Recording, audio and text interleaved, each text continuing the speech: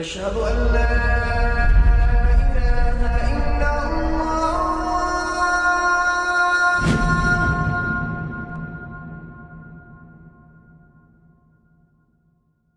Raindrops media পরিবেশিত audio lecture series সেইরাহ। এই সিরিজে আলোচিত হবে পৃথিবীর বুকে শ্রেষ্ঠতম মানুষ রাসূলুল্লাহ মুহাম্মদ সাল্লাল্লাহু আলাইহি ওয়াসাল্লামের জীবন কথা। ইন্নাল হামদালিল্লাহি ওয়াসসালাতু ওয়াসসালামু আলা রাসূলিল্লাহি ওয়া আলা আলিহি ওয়া আসহাবিহি ওয়া সাল্লামা তাসলিমান কাসীরান মাজিদান ইলা ইয়াউমিদ্দিন, আম্মা বা'দ। সিরাত সিরিজের 25টি পর্বে আমরা রাসূলুল্লাহ সাল্লাল্লাহু আলাইহি ওয়াসাল্লামের মাক্কি জীবন সমাপ্ত করতে পেরেছি। আজকে 26তম পর্ব থেকে রাসূলুল্লাহ সাল্লাল্লাহু আলাইহি ওয়াসাল্লামের মাদানী জীবন শুরু হবে, অর্থাৎ হিজরতের পর থেকে শুরু করে মদিনায় শেষ পর্যন্ত। মদিনায় আল্লাহ রাসূল সাল্লাল্লাহু আলাইহি ওয়াসাল্লামের হিজরত ছিল একটি নতুন যুগের সূচনা। মদিনা ছিল ইসলামের ইতিহাসে একটি নতুন অধ্যায়। মুসলিমদের বিজয়যাত্রা শুরু হয়েছে এই মদিনা থেকেই। কিন্তু মদিনা একদিনে কিন্তু মদিনা হয়নি। আল্লাহ চাইলেই নবুয়তের প্রথম দিনই আল্লাহ রাসূল সাল্লাল্লাহু আলাইহি ওয়াসাল্লামকে ক্ষমতায় বসাতে পারতেন, সাহাবীদের জন্য মক্কার পরিস্থিতি সহজ করে দিতে পারতেন। কিন্তু আল্লাহ দীর্ঘ 13 বছর ধরে মুসলিমদের পরীক্ষা নিয়েছেন। সেই পরীক্ষা ছিল সবরের পরীক্ষা। এই দীর্ঘ 13 বছর ছিল তাদের জন্য একটা ট্রেনিং পিরিয়ড, একটা প্রস্তুতির সময়। যে কোনো কাজেই প্রস্তুতি আর অভিজ্ঞতার প্রয়োজন। কেউ প্রথম দিন থেকেই বিশাল দায়িত্ব কাঁধে নিয়ে কাজ শুরু করে দেয় না। মানুষ আস্তে আস্তে নিজেকে গড়ে নেয়, দায়িত্ব নিতে শেখে। তাই মাক্কি জীবন ছিল রাসূলুল্লাহ সাল্লাল্লাহু আলাইহি ওয়াসাল্লাম ও সাহাবীদের জন্য একটা গুরু দায়িত্বের প্রস্তুতি। আর এই দায়িত্ব হল ইসলামকে পুরো বিশ্বের কাছে ছড়িয়ে দেওয়া। পুরো বিশ্বের কাছে ইসলামকে ছড়িয়ে দেওয়ার জন্য প্রয়োজন ছিল একটি কেন্দ্র, একটি শক্তিশালী দুর্গ, যে দুর্গ মুসলিমদের নিরাপত্তা দেবে। তবে নেহায়েত মুসলিমদের জন্য একটা নিরাপদ আশ্রয়স্থল বানিয়ে রাখাই মদিনায় হিজরতের মূল উদ্দেশ্য ছিল না। যদি তাই হতো তাহলে ইসলাম কেবল মদিনাতেই সীমাবদ্ধ থাকত। কিন্তু বিষয়টি সেরকম হয়নি। বরং মদিনাকে কেন্দ্র করে ইসলাম চারপাশে ছড়িয়ে পড়েছে জিহাদের মাধ্যমে। আর তাই মাদানী যুগ নিয়ে আমরা যখন কথা বলবো, তখন আমরা দেখব মদিনার ইসলামী রাষ্ট্র প্রায় পুরো সময়টা জুড়ে জিহাদে ব্যস্ত ছিল। সিরাতের মাদানী যুগের আলোচনা মানেই জিহাদের আলোচনা।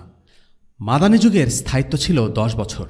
কিন্তু এই 10 বছরে ছোট বড় যুদ্ধ আর অভিযান মিলিয়ে আল্লাহ রাসূল সাল্লাল্লাহু আলাইহি ওয়াসাল্লাম প্রায় 70টির বেশি জিহাদে অংশ নিয়েছেন। এর কারণ কি? এর কারণ বুঝতে হলে আমাদের ইসলাম ও কুফরের চিরন্তন সংঘাতের বাস্তবতা বুঝতে হবে। এই সংঘাতের সূচনা 9/11 হয়নি ক্রুসেডার বা মঙ্গলদের সাথে যুদ্ধে, কিংবা ফিরআউনের সাথে বনী ইসরাইলদের সাথে। বরং এই সংঘাতের সূচনা হয়েছিল সৃষ্টির শুরুতে। যখন আদম আলাইহিসসালামকে সিজদা করতে বলা হলো, তখন সবাই সিজদা করলেও ইবলিস অহংকার ও ঔদ্ধত্যের বশে সিজদা করেনি। বরং সে বলেছিল, আমি কি তাকে সাজদা করব যাকে তুমি মাটি থেকে পয়দা করেছ?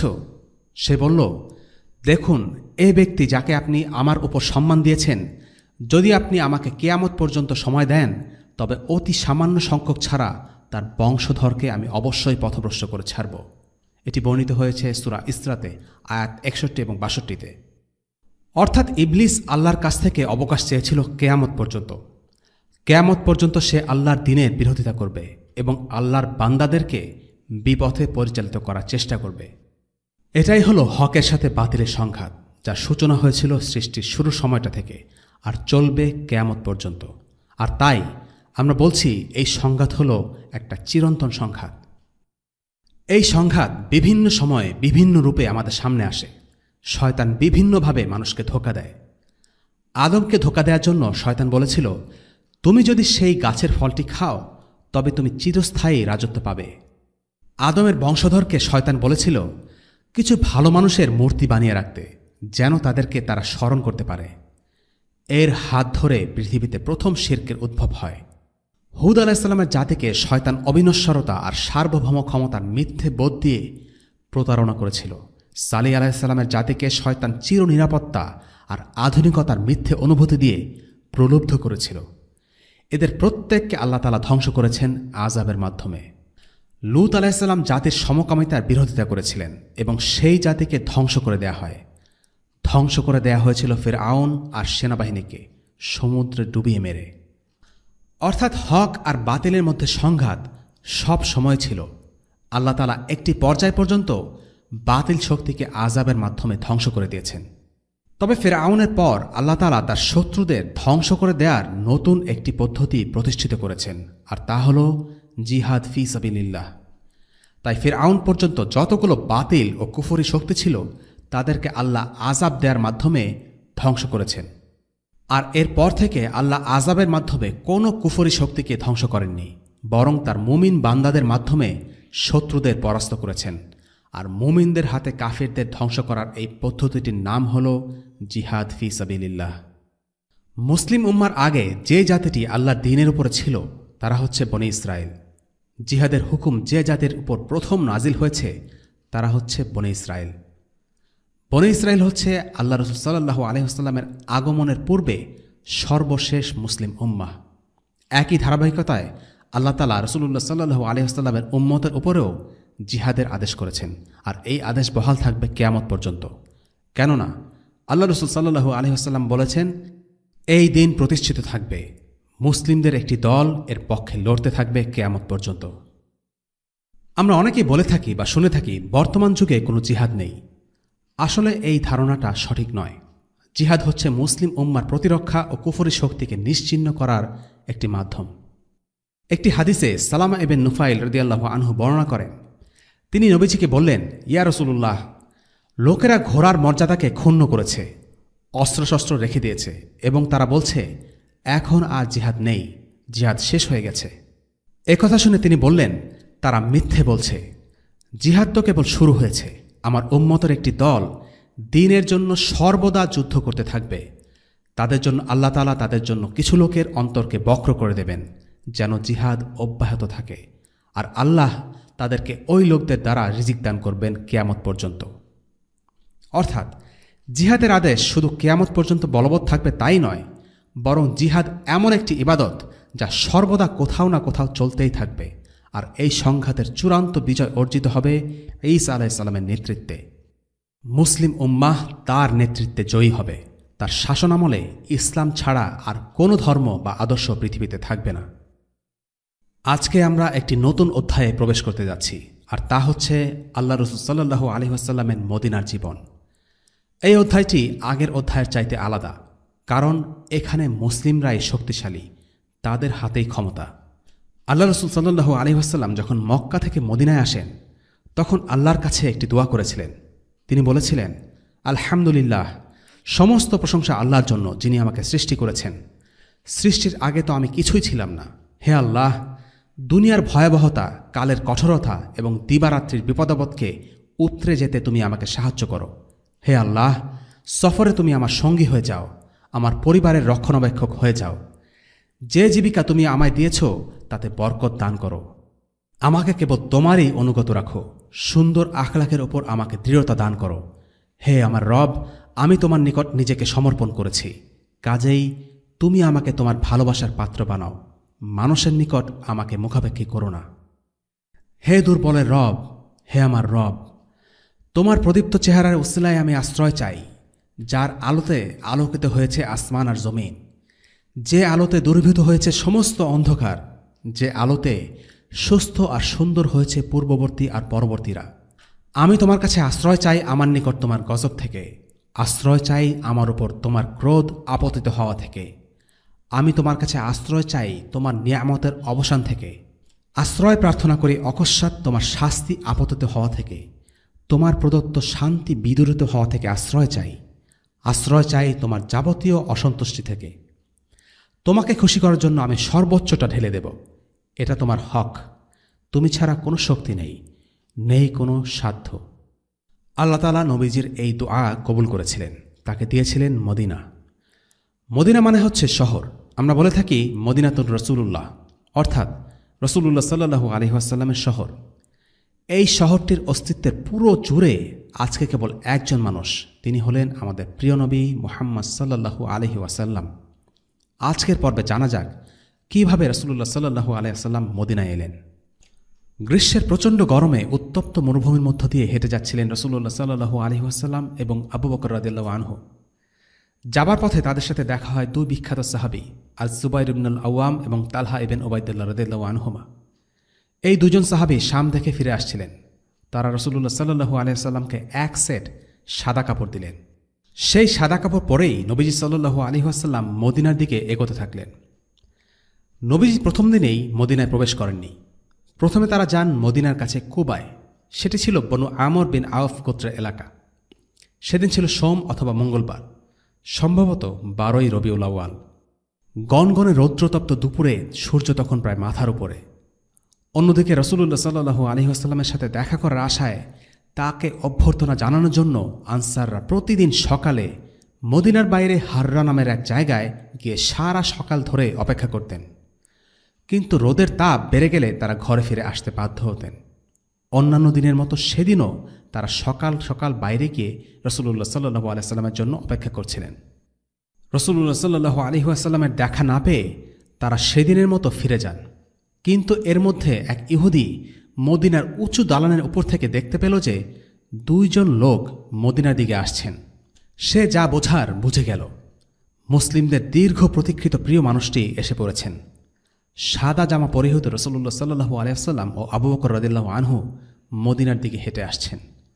সেই দৃশ্য দেখে এই ইহুদি উত্তেজনা সামলাতে না পেরে চিৎকার করে বলে উঠল, হে আরবের লোকেরা, তোমরা যার জন্য এতদিন ধরে অপেক্ষা করছিলে তিনি চলে এসেছেন। এই কথা শুনে আনসারগণ তাদের অস্ত্র নিয়ে রাসূলুল্লাহ সাল্লাল্লাহু আলাইহি ওয়াসাল্লামকে অভ্যর্থনা জানানোর জন্য ছুটে গেল। অস্ত্র নিয়ে বরণ করাই ছিল তাদের একটা রীতি। এ থেকে আরও বোঝা যায় যে আগত অতিথিকে তারা নিরাপত্তা দিতে ইচ্ছুক। আরবের কিছু গোত্রে এই ঐতিহ্য এখনও বিদ্যমান।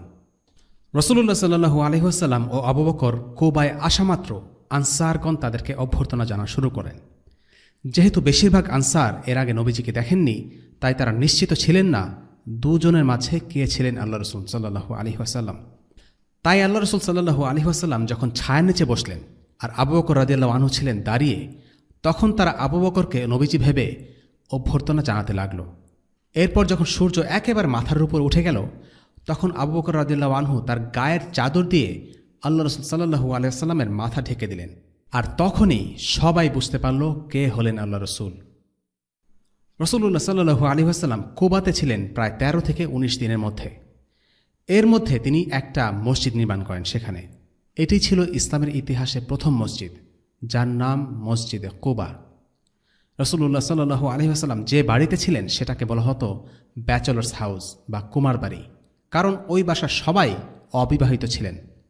সেটা ছিল সাআদ ইবনে খাইসামার বাড়ি। তার সাথে অনেকেই দেখা করতে আসত, আর একটি পরিবারের সাথে থাকলে হয়তো মানুষজনের আসা যাওয়ার কারণে সেই পরিবারের অসুবিধা হতে পারত। সেই চিন্তা করেই নবীজি সাল্লাল্লাহু আলাইহি ওয়াসাল্লাম একটা ব্যাচেলর বাসাতেই থাকেন। রাসূলুল্লাহ সাল্লাল্লাহু আলাইহি ওয়াসাল্লাম সেখানে থাকাকালীন সময়ে মদিনায় প্রবেশের জন্য অনুমতি চেয়ে সংবাদবাহক পাঠান। এর প্রত্যুত্তরে তারা রাসূলুল্লাহ সাল্লাল্লাহু আলাইহি ওয়াসাল্লামের জন্য একটি বিরাট প্রতিনিধি দল পাঠান। এই প্রতিনিধি দল রাসূলুল্লাহ সাল্লাল্লাহু আলাইহি ওয়াসাল্লামের সাথে দেখা করে বলেন, আসুন, আপনি এখানে নিরাপদ এবং আপনাকে মান্য করা হবে। অর্থাৎ রাসূলুল্লাহ সাল্লাল্লাহু আলাইহি ওয়াসাল্লাম মদিনাতে নিছক অতিথি হিসেবে যাননি, বরং তিনি একজন নেতা হিসেবে সেখানে গিয়েছেন। আল্লাহ তাআলা বলেন, وما أرسلنا من رسول إلا ليطاع بإذن الله ولو أنهم إذ ظلموا أنفسهم جاءوك فاستغفروا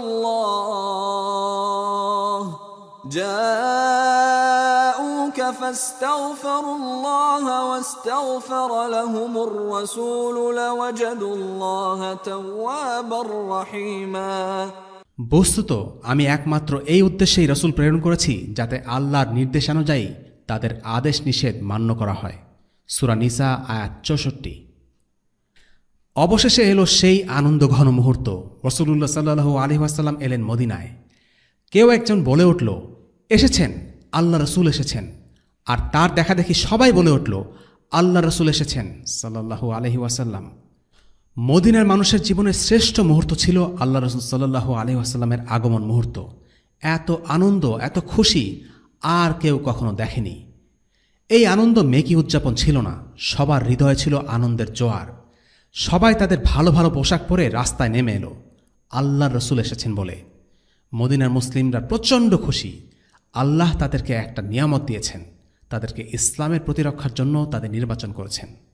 ঘর ছেড়ে বেরিয়ে সবার মুখে কেবল একটি কথা, ইয়া রসুলুল্লাহ, ইয়া রসুলুল্লাহ, ইয়া রসুলুল্লাহ। চমৎকার একটি দিন, চারিদিকে সাজ সাজ রব।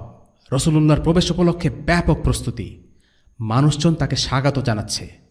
পুরুষেরা অস্ত্রশস্ত্র নিয়ে রাস্তায় নেমে এসেছে, আবিসিনিয়ানরা তাদের বর্ষা নাচাচ্ছে, মহিলারা ছাদে দাঁড়িয়ে এই চমৎকার মুহূর্তটি উপভোগ করছে। রসুলুল্লাহ সাল্লাল্লাহু আলাইহি ওয়াসাল্লামকে এক নজর দেখার জন্য বাচ্চারা নেমে পড়েছে রাস্তায়। মদিনার আকাশে আজ নতুন চাঁদ। আল্লাহ রসুল সাল্লাল্লাহু আলাইহি ওয়াসাল্লাম, রসুলুল্লাহকে তারা বরণ করে নিল চমৎকার একটা নাশিদকে। 1400 বছর পরেও মুসলিমদের কাছে অতি প্রিয় একটি সুর। طلع البدر علينا من ثنيات الوداع وجب الشكر علينا ما دعا لله داع। আনাস বিন মালিক রাদিয়াল্লাহু আনহু বলেন, আমি দুটি দিন দেখেছি। একটি হচ্ছে আমার জীবনের সবচেয়ে উজ্জ্বল ও উত্তম দিন। এই দিনটি হল রসুলুল্লাহ সাল্লাল্লাহু আলাইহি ওয়াসাল্লাম ও আবু বকর রাদিয়াল্লাহু আনহুর মদিনায় আগমনের দিন। অন্য দিনটি হল আমার জীবনের সবচেয়ে অন্ধকার ও দুঃখের দিন, সেটি রসুলুল্লাহ সাল্লাল্লাহু আলাইহি ওয়াসাল্লামের মৃত্যুর দিন। আমি শুধু এই দুটি দিনই দেখেছি। রসুলুল্লাহ সাল্লাল্লাহু আলাইহি ওয়াসাল্লামের আগমনের আনন্দে বৃদ্ধ লোকরাও সেদিন ঘর থেকে বের হয়ে ছাদের উপর দাঁড়িয়ে জিজ্ঞেস করতে থাকেন, কোন সে জন, কোন সে জন। আনাস বিন মালিকের ভাষায়, এমন দৃশ্য আমি এর আগে কোনো দিন দেখিনি। তো কেমন ছিল রসুলুল্লাহ সাল্লাল্লাহু আলাইহি ওয়াসাল্লামের মদিনার প্রথম দিনগুলো? মদিনার প্রত্যেকেই চাইছিল রসুলুল্লাহ সাল্লাল্লাহু আলাইহি ওয়াসাল্লাম যেন তাদের বাড়িতে থাকেন। তারা প্রত্যেকে তাদের বাসায় থাকার জন্য নবীজিকে আমন্ত্রণ জানান। কিন্তু রসুলুল্লাহ সাল্লাল্লাহু আলাইহি ওয়াসাল্লাম বনু নাজ্জারের সাথে থাকতে চান, কারণ বনু নাজ্জারের সাথে তার আত্মীয়তার সম্পর্ক ছিল। রসুলুল্লাহ সাল্লাল্লাহু আলাইহি ওয়াসাল্লামের পূর্বপুরুষ হাশিম বনু নাজ্জারের এক মহিলাকে বিয়ে করেছিলেন। বনু নাজ্জার এসেছিল খাজরাজ থেকে। সেই হিসেবে মদিনার বনু নাজ্জার ছিল রসুলুল্লাহ সাল্লাল্লাহু আলাইহি ওয়াসাল্লামের মায়ের দিকের আত্মীয়। রসুলুল্লাহ বনু নাজ্জারের সাথে থাকার ইচ্ছার কথা সবাইকে জানিয়ে দেন। তারপর তিনি জিজ্ঞেস করেন যে তার কাছাকাছি বনু নাজ্জারের কার ঘর আছে। আবু আইয়ুব আল আনসারী রাদিয়াল্লাহু আনহু জানান তার ঘর কাছাকাছি আছে। এরপর আবু আইয়ুব আল আনসারী রসুলুল্লাহ সাল্লাল্লাহু আলাইহি ওয়াসাল্লামকে তার বাড়িতে নিয়ে যান। আবু আইয়ুব আল আনসারী রসুলুল্লাহ সাল্লাল্লাহু আলাইহি ওয়াসাল্লামকে উপরের ঘরে থাকার জন্য অনুরোধ করতে লাগলেন, কিন্তু রসুলুল্লাহ নিচের ঘরেই থাকতে চাইলেন। যেহেতু অনেকেই রসুলুল্লাহর সাথে নিয়মিত দেখা করতে আসতেন, তাই তার নিচতলায় থাকার সিদ্ধান্ত সবার জন্যই সুবিধাজনক ছিল। অবশেষে সব কিছু ভেবে আবু আইয়ুব রাজি হন। মদিনার প্রথম দিনগুলির একটি ঘটনা আবু আইয়ুব বর্ণনা করেন। তিনি বলেন, একদিন আমাদের একটা পানির পাত্র মেঝেতে পড়ে গিয়েছিল। আমরা খুব চিন্তায় পড়ে গেলাম এই পানি চুইয়ে যদি রসুলুল্লাহ সাল্লাল্লাহু আলাইহি ওয়াসাল্লামকে ভিজিয়ে দেয় তখন কি হবে। আমাদের একটি মাত্র কম্বল ছিল। আমরা সেই কম্বল মেঝের পানি শুকানোর জন্য ব্যবহার করলাম। সে রাতে আমি আর আমার স্ত্রী কম্বল ছাড়াই ঘুমালাম। এই ঘটনাটি দেখিয়ে দেয় রসুলুল্লাহ সাল্লাল্লাহু আলাইহি ওয়াসাল্লামের সামান্যতম কষ্ট সাহাবারা সহ্য করতে পারতেন না। তারা নিজেরা কম্বল ছাড়া ঘুমিয়েছেন, কিন্তু আল্লাহ রসুলের গায়ে এক ফোঁটা পানি তারা পড়তে দেননি। যায়েদ বিন সাবিত রাদিয়াল্লাহু আনহু বলেন, আমিই সর্বপ্রথম রসুলুল্লাহকে উপহার দিয়েছিলাম। সেটি ছিল দুধ, মাখন ও রুটি দিয়ে পরিপূর্ণ বড় একটা কাঠের বাটি। রসুলুল্লাহ তখন আবু আইয়ুবের বাসায়। আমি নিজে সেই উপহার তার কাছে নিয়ে যাই। আমি নবীজিকে জানাই যে আমার মা তার জন্য এই খাবার পাঠিয়েছেন। তিনি বললেন, আল্লাহ তোমার মায়ের মঙ্গল করুন। এরপর তিনি তার সঙ্গীদেরকে সবাইকে ডেকে একসাথে খেলেন। এরপর খাবার নিয়ে আসেন সাদ বিন উবাদা। তিনি আনেন মাংসের ঝোল আর রুটি। আবু আইয়ুবের বাড়িতে রসুলুল্লাহ সাল্লাল্লাহু আলাইহি ওয়াসাল্লাম 7 মাস থেকেছিলেন। এই 7 মাস ধরে প্রতিদিন সন্ধ্যায় কেউ না কেউ অন্তত 3-4 জন রসুলুল্লাহর সাথে খাবার নিয়ে দেখা করতে আসত। এই সাহাবেদের অধিকাংশ ছিলেন দরিদ্র, কিন্তু তারপরও তারা রসুলুল্লাহ সাল্লাল্লাহু আলাইহি ওয়াসাল্লামের জন্য নিজেদের খাবারটুকু পর্যন্ত দিয়ে দিতেন। রসুলুল্লাহ সাল্লাল্লাহু আলাইহি ওয়াসাল্লামকে তারা এতটাই ভালোবাসতেন। আল্লাহ আয্যা ওয়া জাল এই অসাধারণ মানুষগুলোকে রসুলুল্লাহর আনসার হিসেবে নির্ধারণ করেছিলেন। রসুলুল্লাহ সাল্লাল্লাহু আলাইহি ওয়াসাল্লাম তার জীবনের শেষ ভাগে বলেছিলেন, যদি না হিজরত করতাম তাহলে আমি নিজেকে আল আনসারের একজন সদস্য হিসেবেই ভাবতাম। এবার জানা যাক মদিনাকে কেন হিজরতের কেন্দ্র হিসেবে নির্বাচিত করা হলো। সবকিছুই আল্লাহর ইচ্ছা ও পরিকল্পনা মোতাবেক হয়, তবে এই ব্যাপারে আলিমরা বেশ কিছু কারণ উল্লেখ করেছেন। প্রথমত, মদিনার অবস্থান ছিল প্রাকৃতিকভাবে সুরক্ষিত একটি অবস্থান। মদিনা শহরটি ভূপ্রাকৃতিক অবস্থান ছিল অন্যান্য শহর থেকে আলাদা। এর 3 দিক ঘেরাও ও নিরাপদ ছিল। পূর্ব ও পশ্চিম দিকে ছিল হাররাতুল ওয়াকিম এবং হাররাতুল ওয়াবরা। এই দুটি দিক ছিল পাথুরে, এবড়োথেবড়ো, চলাচলের জন্য একেবারেই অনুপযুক্ত, খুবই রাফ। মদিনার দক্ষিণ দিক কৃষিজমির গাছগাছালিতে ভরা ছিল, সুতরাং শুধুমাত্র উত্তর দিক থেকে শত্রুপক্ষ মদিনাকে আক্রমণ করতে পারত। খন্দকের যুদ্ধের সময় মুসলিমরা তাই মদিনার উত্তর দিকে পরীক্ষা খনন করেছিল, যেন কুরাইশ এবং তাদের মিত্রবাহিনী মদিনায় প্রবেশ করতে না পারে। মদিনার ভূপ্রাকৃতিক অবস্থান মুসলিমদের বেশ বড় সুবিধা দিয়েছিল। দ্বিতীয়ত, মদিনার 2 স্থানীয় গোত্র আওস এবং খাজরাজ ছিল ইসলামকে প্রতিরক্ষা করার জন্য 2টি উপযুক্ত গোত্র। তারা ছিল যোদ্ধা জাতি। কখনও তারা বহিঃশত্রুর কাছে হার মানেনি, ট্যাক্স দেয়নি। তারা ছিল স্বাধীনচেতা, যুদ্ধপ্রিয়। তৃতীয়ত, আল্লাহ রসুল সাল্লাল্লাহু আলাইহি ওয়াসাল্লামের সাথে বনু নাজ্জার গোত্রের আত্মীয়তার সম্পর্ক ছিল, যা আমরা একটু আগে আলোচনা করেছি। তৎকালীন আরব সমাজে পারিবারিক আর আত্মীয়তার সম্পর্ক অনেক গুরুত্বের সাথে দেখা হতো। একটি গোত্র হলো একটা বিশাল পরিবার, যেখানে প্রত্যেকে প্রত্যেকের আত্মীয়। গোত্রভিত্তিক সমাজে রক্তের সম্পর্ককে গুরুত্বের সাথে দেখা হতো, যা এর আগে আমরা অনেকবার আলোচনা করেছি। মদিনার বনু নাজ্জার গোত্রের সাথে আল্লাহ রসুল সাল্লাল্লাহু আলাইহি ওয়াসাল্লামের আত্মীয়তার সম্পর্ক একটা গুরুত্বপূর্ণ ফ্যাক্টর ছিল। চতুর্থত, বুআসের যুদ্ধ। এই যুদ্ধের ব্যাপারে আমরা আগেই ডিটেইলভাবে আলোচনা করেছি। এটি ছিল একটি গৃহযুদ্ধ। আওস ও খাজরাজের অনেক নেতা এই যুদ্ধে মারা পড়ায় তাদের মধ্যে একটা নেতৃত্ব শূন্যতা তৈরি হয়, যে কারণে নতুন একজন নেতার আগমনকে তারা স্বাগত জানায়। কারণ তারা চাচ্ছিল এমন এক নেতার আগমন হোক যার অধীনস্থ হয়ে তারা পারস্পরিক হানাহানি ছেড়ে এক হয়ে যেতে পারবে। পঞ্চমত, আনসার ও মুহাজিরদের মাঝে ঐক্য হয়েছিল কার্যত সমস্ত আরব গোত্রের মধ্যে ঐক্যের রূপরেখা এঁকে দিয়ে। কিভাবে? আমরা জানি আরবরা ছিল 2 প্রকার, আদনানি ও কাহতানি। মুহাজিরিনরা ছিলেন আদনানি আরব আর আনসাররা ছিলেন কাহতানি আরব। ইসলাম পূর্বে যুগে আদনানি ও কাহতানি আরবদের মধ্যে প্রতিযোগিতা ছিল। ইসলাম এসে এই 2টি গোত্র থেকে আগত কিছু লোককে একত্র করতে সক্ষম হয়েছে, আর এই ঐক্যের ভিত্তি ছিল ইসলামী বিশ্বাস, ইসলামী ভ্রাতৃত্ববোধ। এভাবে আরবদের গোত্রীয় বিরোধ প্রথমবারের মতো একটি আদর্শিক বিশ্বাস দ্বারা প্রতিস্থাপিত হয়, আর এর মাধ্যমে তাদের মধ্যে বিশ্বাসভিত্তিক ঐক্যের দরজা খুলে যায়। ইসলামে মদিনার তাৎপর্য কী সেটা আমরা কয়েকটা পয়েন্টের মাধ্যমে এখন আলোচনা করব। 1 নম্বর পয়েন্ট, মদিনা ছিল আল্লাহ রসুল সাল্লাল্লাহু আলাইহি ওয়াসাল্লামের ভালোবাসার শহর, প্রিয় শহর। তাই এই শহরটি মুসলিমদেরও প্রিয় শহর। রাসূলুল্লাহ সাল্লাল্লাহু আলাইহি ওয়াসাল্লাম আল্লাহ তাআলার কাছে দোয়া করেছিলেন আল্লাহ তাআলা যেন তাদের অন্তরে মদিনার জন্য ভালোবাসার সৃষ্টি করে দেন। তিনি দোয়া করেছেন, হে আল্লাহ, মদিনাকে আমাদের চোখে মক্কার মতো বা তার চেয়েও প্রিয় বানিয়ে দাও। নবীজি সাল্লাল্লাহু আলাইহি ওয়াসাল্লাম মদিনার বরকত বৃদ্ধির জন্য আল্লাহ আযজা ওয়া জাল্লার কাছে দোয়া করতেন, হে আল্লাহ, মক্কায় তুমি যে পরিমাণ বরকত দান করেছ, মদিনাতে তার চেয়ে দ্বিগুণ বরকত দাও। যখন তিনি কোনো অভিযান শেষ করে মদিনার কাছাকাছি আসতেন, মদিনার প্রতি ভালোবাসায় তিনি দ্রুত ঘোড়া ছুটিয়ে আসতেন। 2 নম্বর পয়েন্ট, দাজ্জাল মদিনাতে প্রবেশ করতে পারবে না। নবীজি সাল্লাল্লাহু আলাইহি ওয়াসাল্লাম বলেন, দাজ্জালের কাছ থেকে মদিনাকে সুরক্ষিত রাখার জন্য প্রতিটি প্রবেশ মুখে ফেরেশতারা পাহারারত আছে। শুধু তাই নয়, মদিনায় দাজ্জালের সঙ্গী সাথী কাফির ও মুনাফিকরাও মদিনায় প্রবেশ করতে পারবে না। এছাড়া মদিনা প্লেগ রোগ থেকে মুক্ত একটি শহর। 3 নম্বর পয়েন্ট, মদিনায় কষ্টকর জীবনে ধৈর্য ধারণের জন্য আল্লাহ তাআলার পক্ষ হতে বিশেষ পুরস্কার রয়েছে। মদিনায় তখন ছিল প্রচণ্ড গরম এবং পরিবেশ ছিল প্রতিকূল।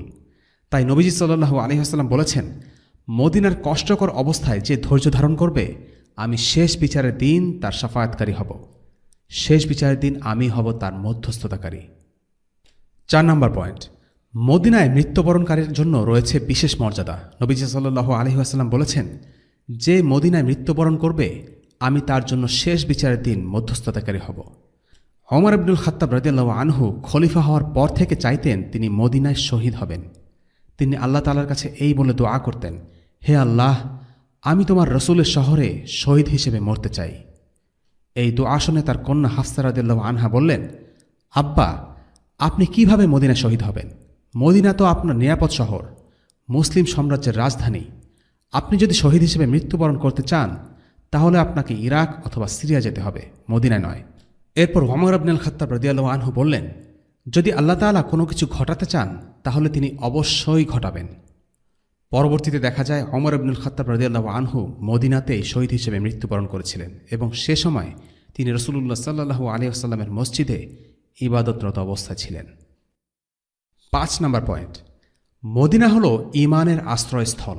রাসূলুল্লাহ সাল্লাল্লাহু আলাইহি ওয়াসাল্লাম বলেছেন, ঈমান মদিনাতে ফিরে আসবে সেভাবে যেভাবে সাপ তার গর্তে ফিরে আসে। মদিনা শহরে কোনো অপবিত্রতা নেই। রাসূলুল্লাহ সাল্লাল্লাহু আলাইহি ওয়াসাল্লাম বলেছেন, সেই সত্তার শপথ যার হাতে আমার প্রাণ, মদিনাকে পছন্দ হয় না বলে কেউ মদিনা ত্যাগ করে না, বরং আল্লাহ তাআলাই তাদের চেয়ে উত্তম কাউকে দ্বারা তাদেরকে প্রতিস্থাপন করে দেন। রাসূলুল্লাহ সাল্লাল্লাহু আলাইহি ওয়াসাল্লাম আরও বলেন, মদিনা অপবিত্র ও খারাপ লোকদের বহিষ্কার করে দেয়। এবং তিনি আরও বলেন, শেষ বিচারের দিন ততক্ষণ পর্যন্ত সংঘটিত হবে না যতক্ষণ না পর্যন্ত মদিনা সমস্ত খারাপ লোকদের ঠিক সেভাবে বের করে দেয় যেভাবে আগুন লোহার মরিচাকে দূর করে দেয়। 6 নম্বর পয়েন্ট, স্বয়ং আল্লাহ তাআলা মদিনাকে রক্ষণাবেক্ষণ করবেন। রাসূলুল্লাহ সাল্লাল্লাহু আলাইহি ওয়াসাল্লাম বলেছেন, যে কেউ মদিনাবাসীর বিরুদ্ধে ষড়যন্ত্র করবে সে সেভাবে বিলীন হয়ে যাবে যেভাবে লবণ পানিতে বিলীন হয়ে যায়। 7 নম্বর পয়েন্ট, মদিনা হল পবিত্র নগরী। নবীজি সাল্লাল্লাহু আলাইহি ওয়াসাল্লাম বলেন, ইব্রাহিম আলাইহিস সালাম মক্কাকে হারাম বলে ঘোষণা করেছিলেন আর মক্কার জন্য দোয়া করেছিলেন। ঠিক তেমনি আমিও মদিনাকে হারাম হিসেবে ঘোষণা দিচ্ছি। আমি মদিনার মুদ এবং সা এর জন্য বরকতে দোয়া করছি, যেমনটা করেছিলেন ইব্রাহিম। এখানে হারাম বলতে বোঝানো হচ্ছে এমন কিছু কাজ আছে যেগুলো মক্কা মদিনার বাইরে হালাল কিন্তু মক্কা মদিনার সীমানার ভেতরে হারাম, যেমন গাছ কাটা, শিকার করা, অস্ত্র বহন করা ইত্যাদি। তবে প্রয়োজন থাকলে করা যেতে পারে। আর হারাম হবার আরেকটি তাৎপর্য হচ্ছে যে কাজটি এমনিতেই হারাম সেই কাজটি যদি হারাম সীমানার ভেতরে করা হয় তবে সেটি আরও বেশি দোষণীয় বা গুরুতর। 8 নম্বর পয়েন্ট, মদিনার একাধিক নাম আছে। মদিনার পূর্ব নাম ছিল ইয়াসরিব।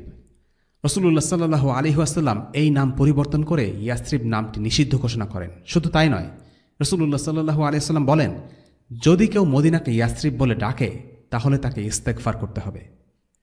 রাসূলুল্লাহ সাল্লাল্লাহু আলাইহি ওয়াসাল্লাম এই শহরটির পরিচয়কে সম্পূর্ণ বদলে দিতে চেয়েছিলেন।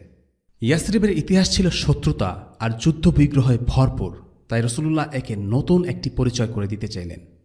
ফলে এটির নতুন নাম হল মদিনা, মদিনাতুর রাসূলুল্লাহ বা রাসূলুল্লাহ শহর।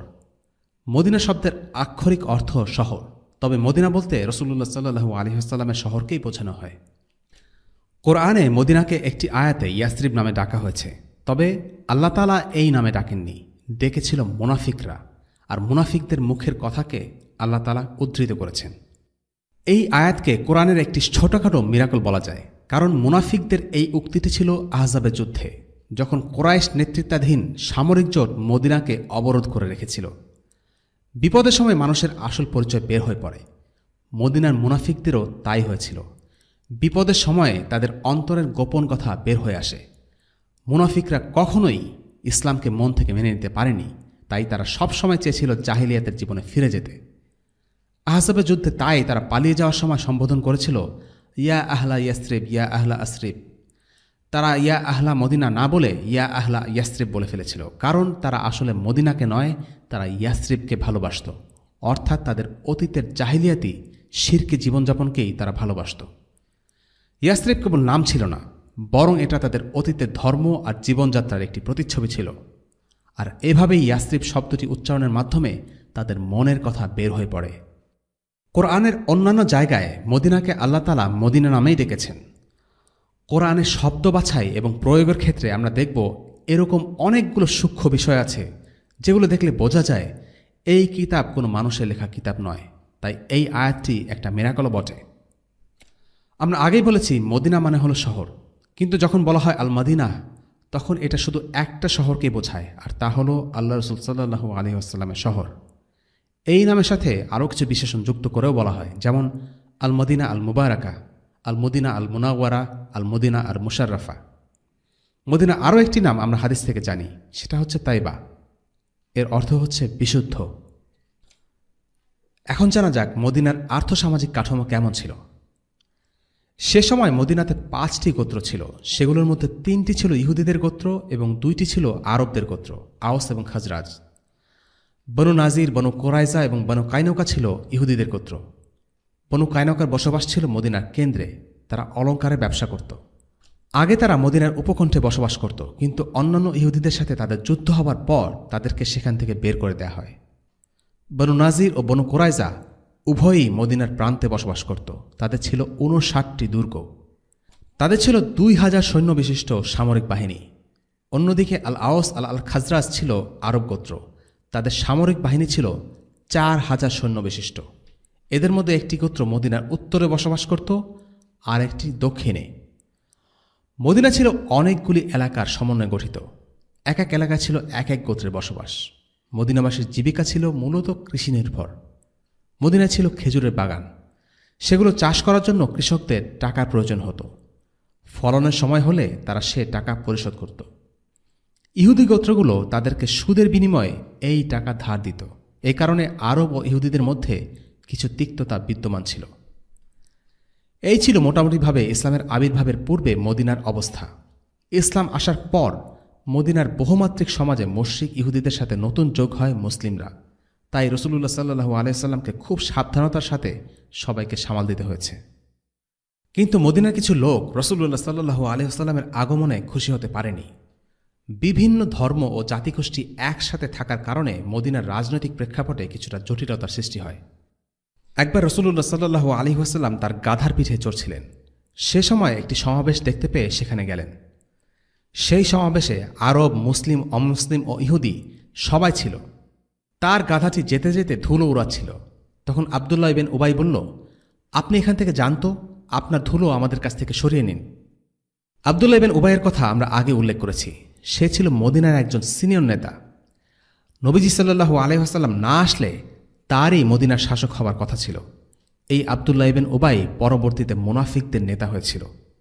তার এই বেয়াদবিপূর্ণ কথায় কোনো প্রকার প্রতিক্রিয়া না দেখিয়ে উপস্থিত সবাইকে নবীজি সাল্লাল্লাহু আলাইহি ওয়াসাল্লাম ইসলামের দাওয়াত দিলেন।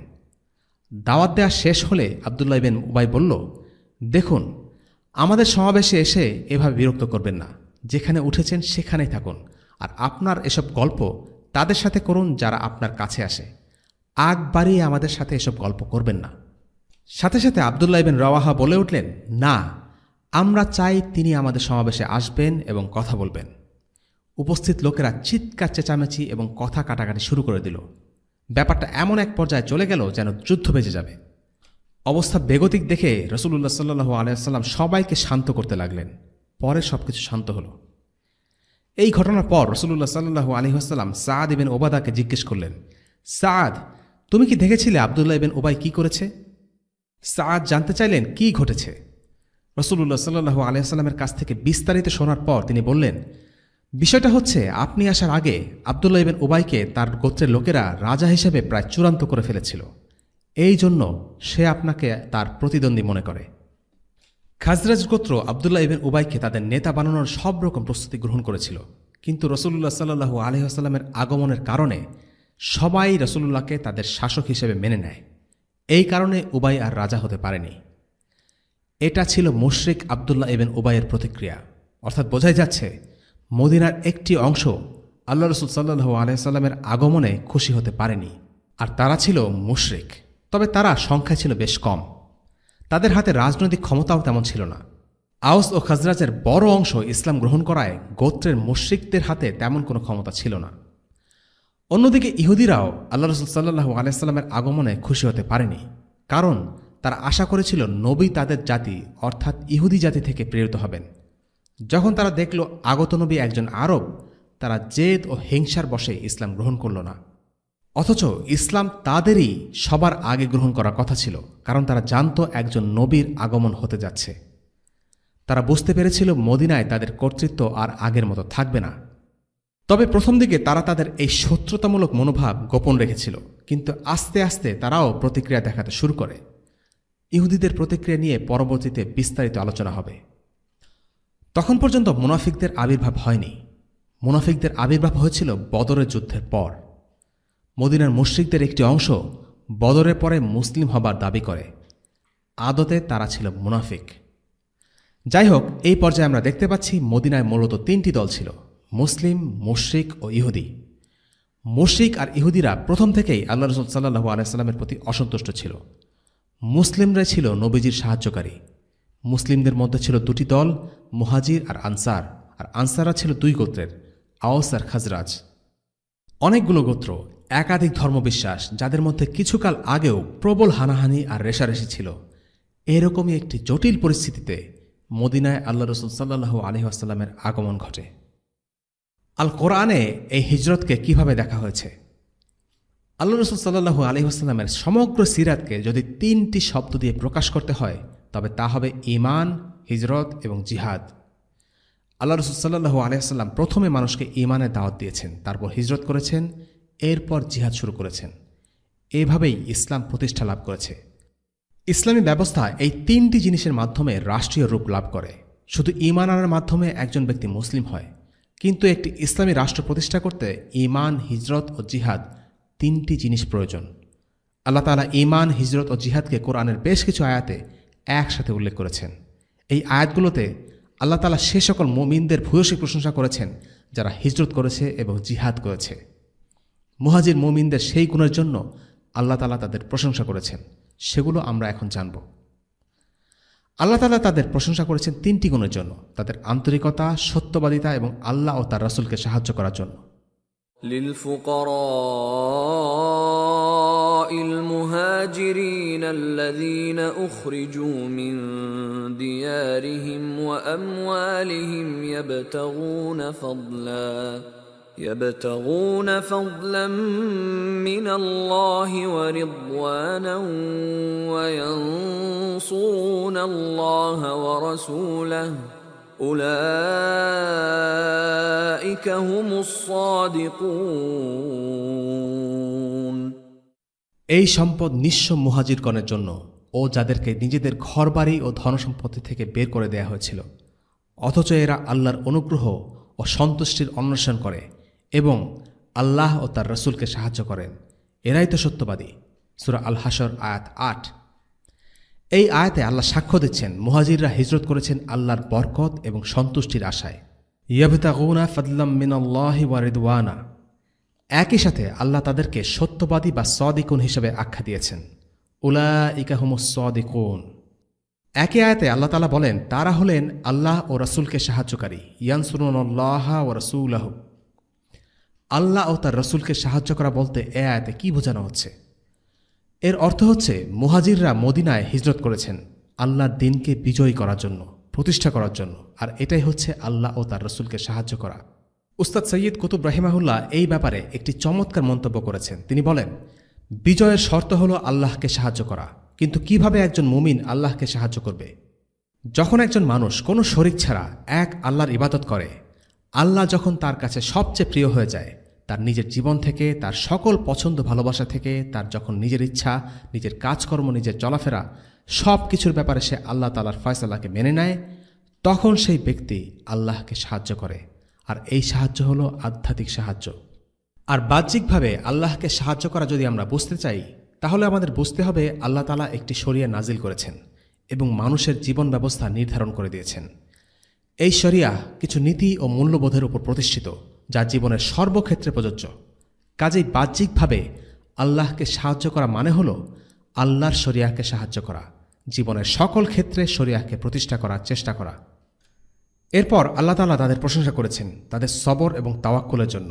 আল্লাযীনা সাবারু আলা রাব্বিহিম ইয়াতাওয়াক্কালুন।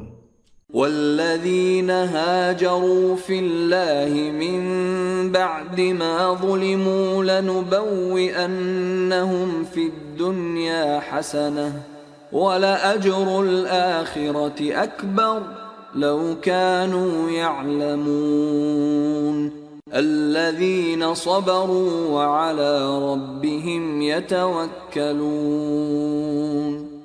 আর যারা হিজরত করেছে আল্লাহর রাস্তায় অত্যাচারিত হওয়ার পর, আমি অবশ্যই তাদেরকে দুনিয়াতে উত্তম আবাস দান করব, আর আখিরাতের প্রতিদান তো বিশাল, যদি তারা জানত। যারা সবর করেছে এবং তাদের রবের উপরই তাওয়াক্কুল করেছে। সূরা আন-নাহল আয়াত 41 এবং 42। আল্লাহ তাআলা তাদের প্রশংসা করেছেন কারণ তারা জিহাদ করেছেন এবং কষ্ট স্বীকার করেছেন।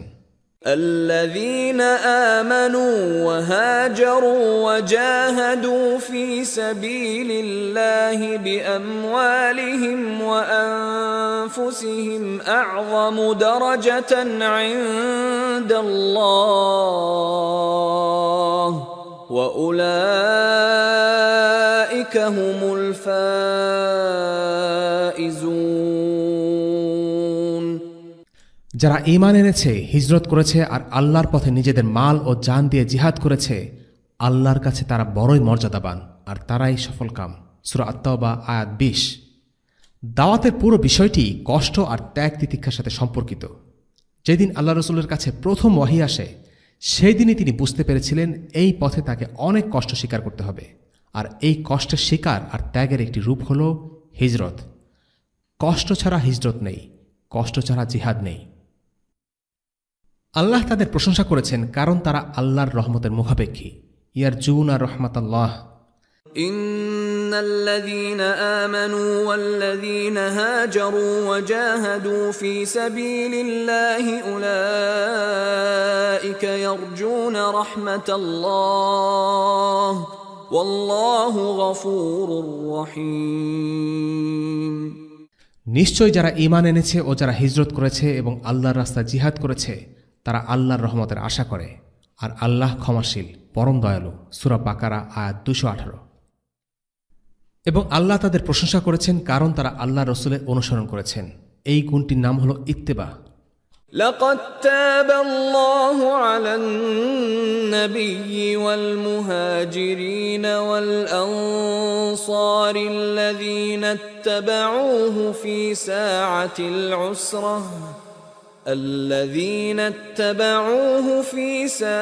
العسرة من بعد ما كاد يزيغ قلوب فريق منهم ثم تاب عليهم إنه بهم رؤوف رحيم। অবশ্যই আল্লাহ নবী, মুহাজির ও আনসারদের তওবা কবুল করলেন, যারা তার অনুসরণ করেছে সংকটপূর্ণ মুহূর্তে। তাদের মধ্যে এক দলের হৃদয়ে সত্যচ্যুত হওয়ার উপক্রম হবার পর তারপর আল্লাহ তাদের তওবা কবুল করলেন। নিশ্চয় তিনি তাদের প্রতি স্নেহশীল, পরম দয়ালু। সূরা আত-তাওবা আয়াত 117। আল্লাহ তাদের প্রশংসা করেছেন যারা দ্বীনের ব্যাপারে অগ্রগামী। আস-সাবিকুন ওয়াল আউয়ালুন। والسابقون الأولون من المهاجرين والأنصار والذين اتبعوهم بإحسان رضي الله عنهم ورضوا عنه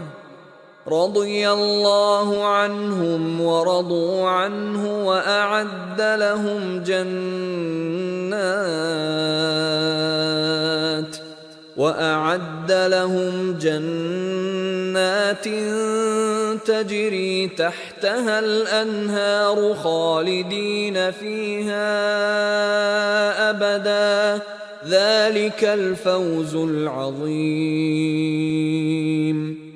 আর মুহাজির ও আনসারদের মধ্যে যারা প্রথম অগ্রগামী এবং যারা তাদেরকে অনুসরণ করেছে সুন্দরভাবে, আল্লাহ তাদের প্রতি সন্তুষ্ট হয়েছেন আর তারাও আল্লাহর প্রতি সন্তুষ্ট হয়েছে। আর তিনি তাদের জন্য প্রস্তুত করেছেন জান্নাতসমূহ, যার তলদেশে নদী প্রবাহিত, যেখানে তারা চিরস্থায়ী হবে।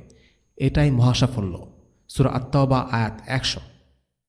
এই আয়াতে আল্লাহ মুহাজির ও আনসারদের প্রশংসা করেছেন, যারা ছিলেন ইসলাম গ্রহণে অগ্রগামী। তারা এমন একটি সময়ে ইসলাম গ্রহণ করেছেন যখন ইসলাম ছিল অপরিচিত।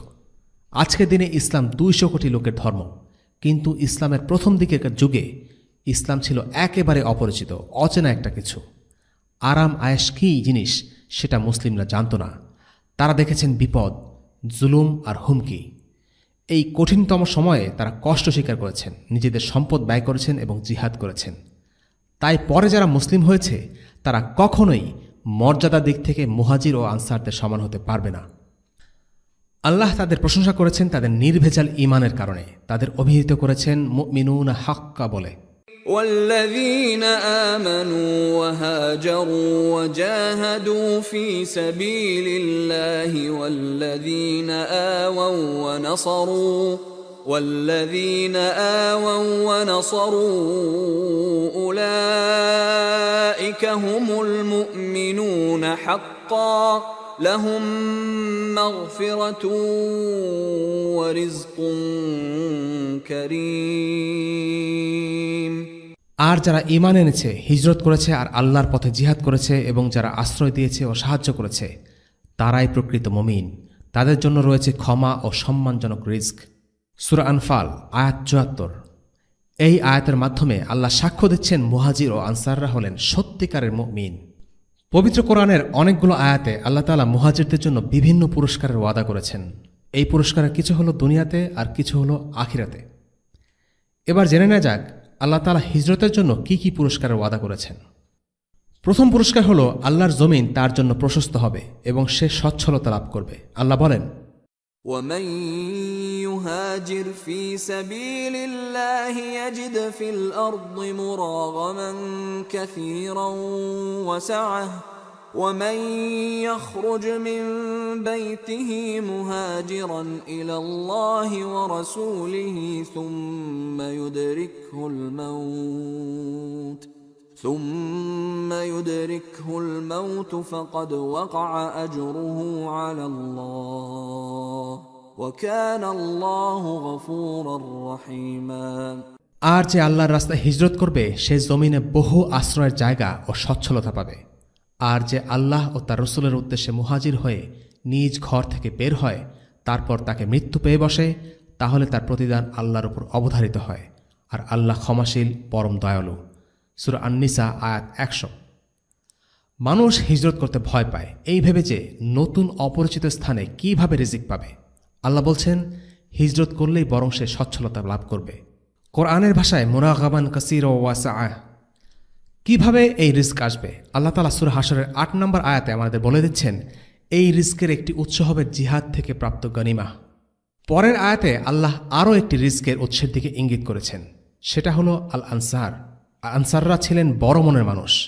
তারা তাদের মুহাজির ভাইদের জন্য তাদের দরজা খুলে দিয়েছিলেন, নিজেদের গনিমতের মাল মুহাজির ভাইদের জন্য ছেড়ে দিয়েছিলেন।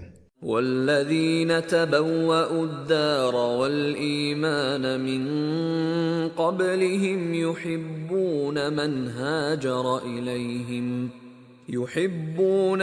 هاجر إليهم ولا يجدون في صدورهم حاجة مما أوتوا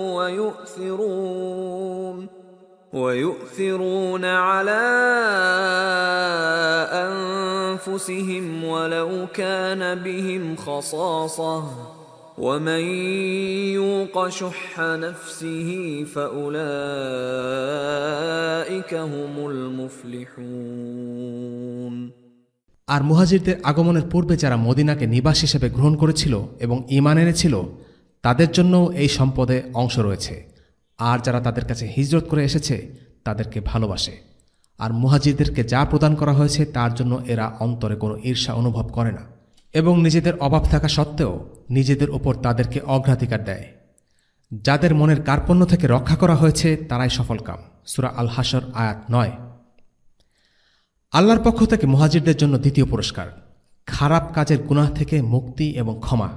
فاستجاب لهم ربهم أني لا أضيع عمل عامل منكم من ذكر أو أنثى بعضكم من بعض فالذين هاجروا وأخرجوا من ديارهم وأوذوا في سبيلي وقاتلوا وقتلوا لأكفرن عنهم سيئاتهم ولأدخلنهم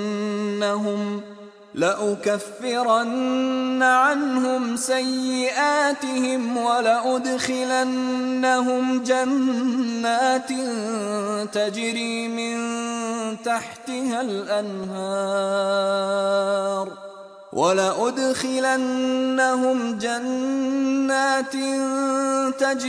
من تحتها الأنهار ثوابا من عند الله والله عند عنده حسن الثواب তখন তাদের প্রতিপালক তাদের ডাকে সাড়া দিয়ে বললেন, তোমাদের মধ্যে পুরুষ হোক কিংবা নারী হোক, কোনো কর্মীরই কর্মফল আমি নষ্ট করি না, তোমরা একে অপরের অংশ। সুতরাং যারা হিজরত করবে এবং নিজ গৃহ হতে বিতাড়িত হবে এবং আমার পথে নির্যাতিত হবে, যুদ্ধ করবে ও নিহত হবে, নিশ্চয়ই আমি তাদের গুনাহসমূহ দূর করে দেব এবং নিশ্চয়ই তাদেরকে এমন জান্নাতে দাখিল করব যার নিজ দিয়ে বয়ে যাচ্ছে নদ নদী, আল্লাহর নিকট হতে পুরস্কার হিসেবে। বস্তুত আল্লাহর নিকটেই উত্তম বিনিময়। সূরা আলে ইমরান আয়াত ১৯৫। এই প্রসঙ্গে একটি চমৎকার হাদিস আছে। আমর ইবনে আল আস রাদিয়াল্লাহু আনহু দীর্ঘদিন ধরে ইসলামের বিরুদ্ধে শত্রুতা করার পর একসময় যখন মুসলিম হবার জন্য নবীজি সাল্লাল্লাহু আলাইহি ওয়াসাল্লামের কাছে এলেন, তখন নবীজি সাল্লাল্লাহু আলাইহি ওয়াসাল্লাম তাকে বলেছিলেন, হে আমর, তুমি কি জানো না যে ইসলাম তার আগের সমস্ত গুনাহ মুছে দেয়, হিজরত তার আগের সমস্ত গুনাহ মুছে দেয় এবং হজ তার আগের সমস্ত গুনাহ মুছে দেয়? ইমাম আন-নাওয়াবী রাহিমাহুল্লাহ এই হাদিসের ব্যাপার মন্তব্য করেন, এই হাদিসটি ইসলাম, হিজরত এবং হজের গুরুত্ব আমাদের সামনে তুলে ধরে। প্রত্যেকটি এর আগের গুনাহগুলোকে মাফ করে দেয়। মুহাজিরদের জন্য আল্লাহ তাআলার আরেকটি পুরস্কার হল উচ্চ মর্যাদা। الذين آمنوا وهاجروا وجاهدوا في سبيل الله بأموالهم وأنفسهم أعظم درجة عند الله وأولئك هم الفائزون।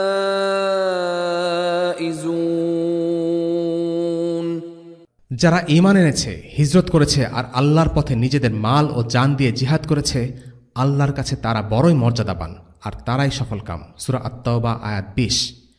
এই প্রসঙ্গে ইমাম ফখরুদ্দিন আল রাজি রাহিমাহুল্লাহ বলেন, নিশ্চয়ই সেসব লোক মানবজাতির মধ্যে বিশেষ মর্যাদায় অধিষ্ঠিত যাদের মধ্যে ঈমান, হিজরত, জান দ্বারা আল্লাহর পথে জিহাদ এবং সম্পদ দ্বারা আল্লাহর পথে জিহাদ, এই ৪টি গুণ আছে। এর কারণ হলো, একজন মানুষের কেবল ৩টি জিনিস আছে, তার রূহ বা আত্মা, তার জান বা নফস এবং তার সম্পদ বা মাল।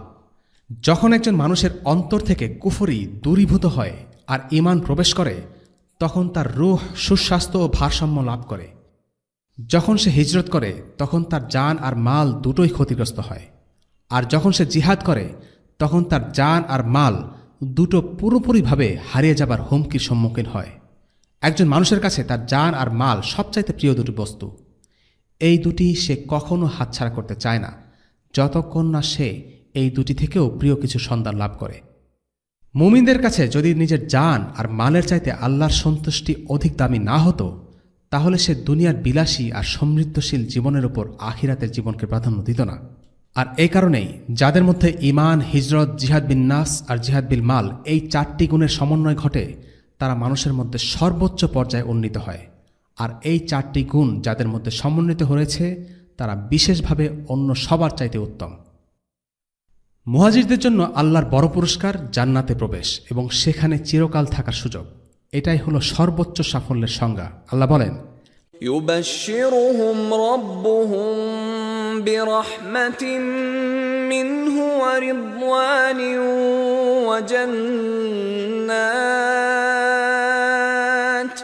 وجنات لهم فيها نعيم مقيم خالدين فيها أبدا إن الله عنده أجر عظيم। তাদের প্রতিপালক তাদেরকে নিজের পক্ষ থেকে সুসংবাদ দিচ্ছেন রহমত ও সন্তুষ্টির এবং এমন জান্নাতসমূহের যাতে রয়েছে তাদের জন্য স্থায়ী নিয়ামত, যেখানে তারা চিরদিন থাকবে। আল্লাহর কাছেই তো রয়েছে মহাপুরস্কার। সূরা আত-তাওবা আয়াত ২১ এবং ২২। মুহাজিরদের জন্য আল্লাহর সবচেয়ে বড় পুরস্কার হলো আল্লাহ তাদের উপর সন্তুষ্ট। وعد الله المؤمنين والمؤمنات جنات تجري من تحتها الأنهار خالدين فيها ومساكن طيبة في جنات عدن ورضوان من الله أكبر ذلك هو الفوز العظيم মুমিন পুরুষ আর মুমিন নারীর জন্য আল্লাহ অঙ্গীকার করেছেন জান্নাতের, যার নিম্নদেশ দিয়ে ঝর্ণাধারা প্রবাহিত, যাতে তারা চিরদিন থাকবে, আর জান্নাতে চিরস্থায়ী উত্তম বাসগৃহের। আর সবচেয়ে বড় হলো আল্লাহর সন্তুষ্টি। এটাই হলো বিরাট সাফল্য। সূরা আত-তাওবা আয়াত ৭২। এই আয়াত থেকে আমরা জানতে পারি আল্লাহ জান্নাতীদের অসাধারণ সব পুরস্কার তো দেবেনই, কিন্তু একজন মুসলিমের জন্য সবচেয়ে বড় পুরস্কার হলো আল্লাহর সন্তুষ্টি। আল্লাহ মুহাজিরদের উপর খুশি, এটাই একটা পুরস্কার, আর আল্লাহ বলছেন এটা সবচেয়ে সেরা পুরস্কার। এগুলো হচ্ছে মুহাজিরদের জন্য আল্লাহর দেওয়া কিছু পুরস্কার, যার কথা আল্লাহ কোরআনে উল্লেখ করেছেন। ইনশাআল্লাহ পরবর্তী পর্বে আমরা আলোচনা করব মদিনার ইসলামী রাষ্ট্রের গোড়াপত্তন কিভাবে হলো, কেমন করে হলো। আজ এ পর্যন্তই। ওয়াসাল্লাল্লাহু আলা সাইয়্যিদিনা মুহাম্মদ ওয়া আলা আলিহি ওয়া আসহাবিহি ওয়া সাল্লাম। আলহামদুলিল্লাহি রাব্বিল আলামিন। আসসালামু আলাইকুম ওয়া রাহমাতুল্লাহি ওয়া বারাকাতুহু। রেইনড্রপস মিডিয়ার অন্যান্য প্রজেক্ট সম্পর্কে জানতে ভিজিট করুন www.raindropsmedia.org অথবা ফেসবুক পেজ www.facebook.com/raindropsmedia অথবা ইউটিউব চ্যানেল www.youtube.com/raindropsmediaorg2015